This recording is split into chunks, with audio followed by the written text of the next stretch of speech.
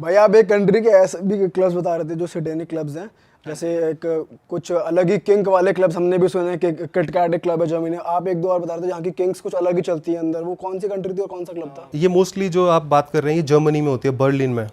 Berlin की night life बहुत famous है। तो मैं बर्लिन नहीं गया था, 3 घंटे दूर था, तो मैं हैम्बर्ग गया था। वहाँ पे भी ऐसे ही है, 200 मीटर का एक रोड है, साइड में क्लब्स वगैरह हैं आपके। और आप जब जाओगे वहाँ पे तो बहुत सारी दुकानें हैं, they just offer you these things only. वहाँ पे आप जाओ, पैसा दो उनको और ये सब चीज़ें। एक क्लब का नाम था HM2D, hit me to death. तो उसके अंदर लोगों की वीर्ड फैंटेसीज थी कि मुझे मारो, पिट रहे अंदर लोग। हाँ, चोक मी टू डेथ। मेरा गला पकड़ के जब तक सांस मेरी रुक नहीं जाती ना, तब तक मेरे को वहीं पर रोक के रखो। जिस रूम में आप गए थे वहाँ क्या हो रहा था?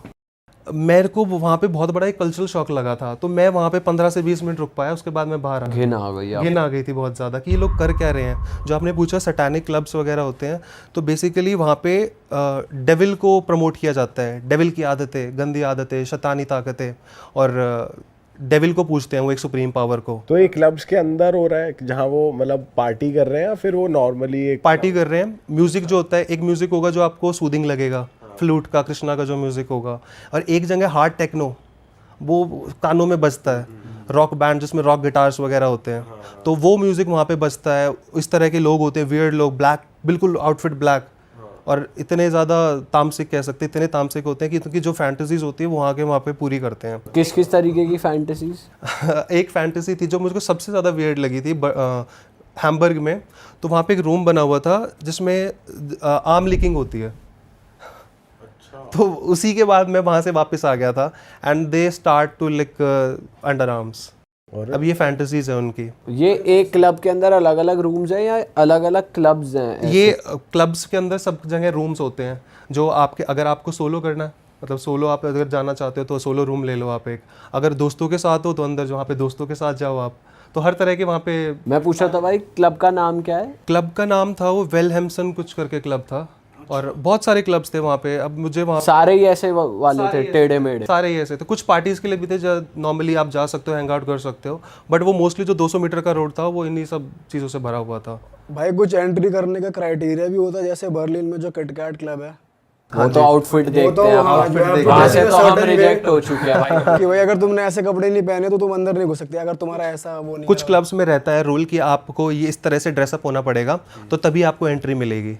ब्लैक कपड़े, all black, leather pants, leather boots, और ब्लैक पहना हुआ। पता नहीं अजीब अजीब तरीके से लोग वहाँ पे जो बेल्ट्स होती हैं पूरे शरीर पे बेल्ट्स बांध के, लेदर के कपड़े, ग्लव्स पहन के, और ये सब करके आते हैं। जाली वाले कपड़े और जाली वाले कपड़े, एग्जैक्टली। जो ज्यादा चटक बनेगा वो घुसेगा अंदर। एग्जैक्ट। और वहाँ पे दुकानें भी हैं जिनके आप ये सब चीज़ें खरीद सकते हो। हथकड़ियाँ, जेल, जंजीर होती हैं, वो खरीद सकते हो आप for the weird fantasy that you have. वो सब चीज़ें, हैंडकफ्स खरीद सकते हो, चेन्स खरीद सकते हो, बहुत सारे नेट्स के आउटफिट्स हो सकते हैं जो पहन के एंट्री मिलती है आपको, तो वो आप पहन के आप खरीदो और जाओ। कुछ सेलिब्रिटीज को भी तो नहीं घुसने देता कुछ ऐसे कुछ फेमस क्लब्स में ना, कि आप बता रहे थे off camera. Berghain that is the most exclusive club of the world. Taylor Swift, Elon Musk, इनको, रिहाना को कहा जाता है, पता नहीं कि इनकी भी एंट्री मना हुई थी, और हमारी भी हुई थी। भाई वैसे वो हाइप बनाने के लिए नाम यूज करा गया उनको कि देखो इनको मना कर दिया। एग्जैक्टली, वो हाइप बनाने के लिए होता है कि अब टेलर स्विफ्ट आ रही है तो ये बात पॉपुलर कितनी होगी, बर्गाइन का नाम हो गया।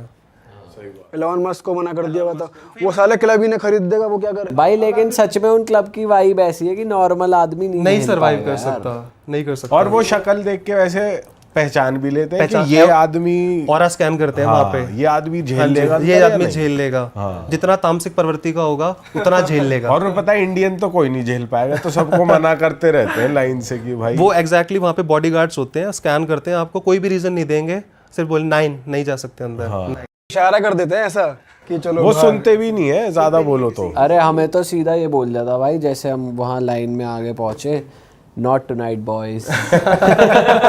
मतलब हम लोग जा रहे हैं, एक और क्लब में बोला कि have a great night guys, बाहर की तरफ इशारा कर रहे हैं। तो उन्होंने मतलब आपसे क्या पूछा था कि आपने? कुछ पूछा ही नहीं, और स्कैन किया उन्होंने हमारा। ड्रेस्ड कैसे थे आप लोग? भाई ड्रेस तो हम नॉर्मली थे यार। भाई हमें पता था हम वो एफर्ट तो नहीं कर पाएंगे यार, तो फिर हम ऐसे ही ट्राई करने घुसे। हमारे अंदर चुल थी, बस देख आते हैं कि क्या सिस्टम है, हमने सुना हुआ था किटकैट के भाई बारे में। हमने वहाँ पे फिर हम बाहर खड़े होके हम देख रहे कि ये घुसने किसको देते हैं। तो जब उन्होंने अंग्रेजों को घुसने से मना करा ना, तब हमें बहुत शांति मिली। फिर इधर रोड के पार एक ग्रुप बन गया अंग्रेजों का और हमारा और लड़कियों का, जो सिर्फ ये देख रहे कि कौन कौन आके रिजेक्ट हो रहा है।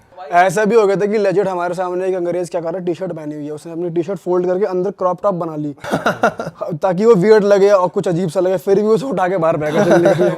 वाइट्स को भी भाई वो घुसने नहीं देते, लंदन के लोगों को और इनको लड़कों वड़कों को। वो ऑरा स्कैन करते हैं जिसका इतना ज्यादा भाई devilish- वही घुस रहे थे डेविलिशी, काले वाले नेल भाई बर्लिन तो मुझे पूरा शहर ही बहुत डार्क लगा। बहुत डार्क dark, और बहुत dark। डिप्रेसिंग लगा भाई।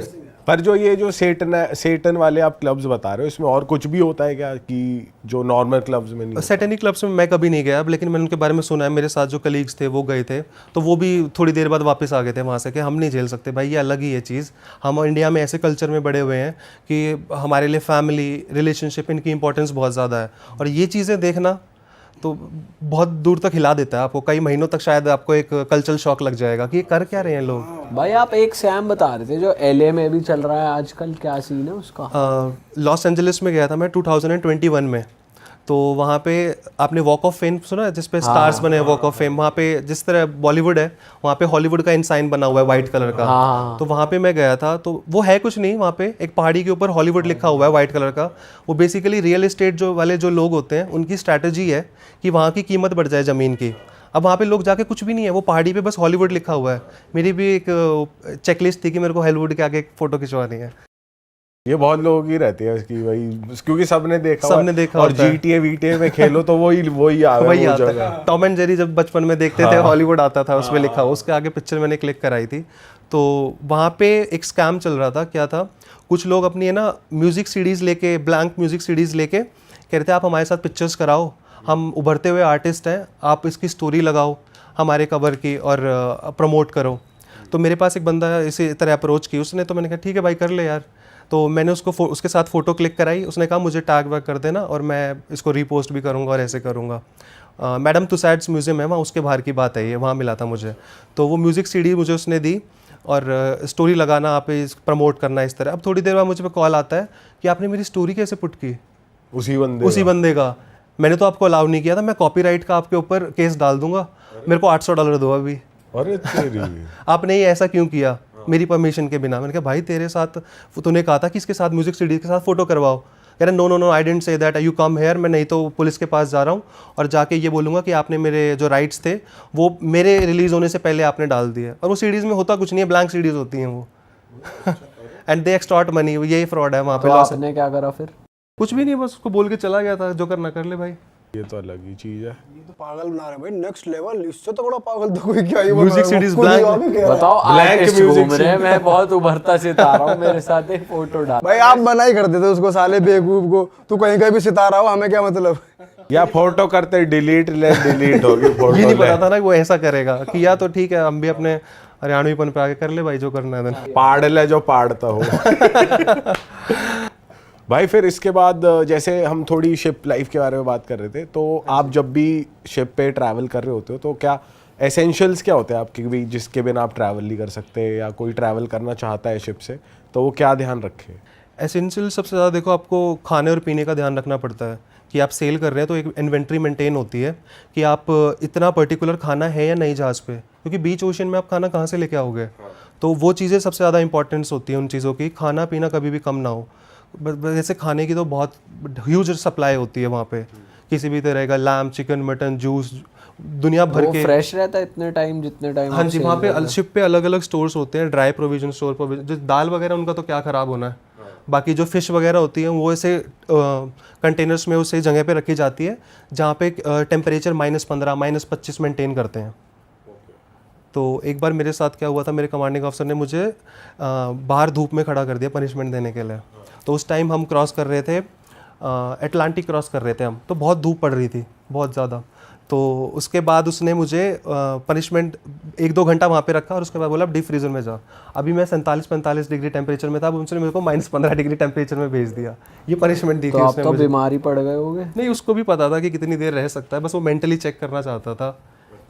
तो एक बार उसने मुझे एक्सट्रीम हॉट कंडीशन में, एक बार एक्सट्रीम फ्रीजिंग कंडीशन में रख दिया।